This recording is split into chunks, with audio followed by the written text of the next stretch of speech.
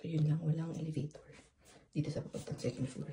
Tapos, ito yung area. Doon na, aliwalas talaga. Ito, private ko matatapain. Pero, sharing pa rin ng toilet.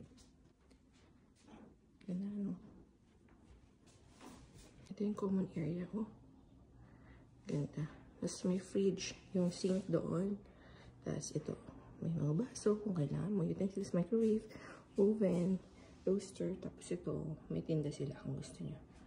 Ganyan. Ito, banana chips, 500. Ang mahal. Pero organic daw kasi yan. Tapos, lalagay mo lang dyan. Kung ano bibili mo. Tapos, ito, mixed nuts. Ang gandang trail food to. 1,000.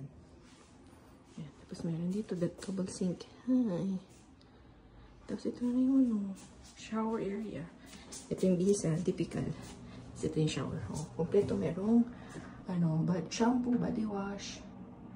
Yung, ang ganda. Like it. Ito yung toilet.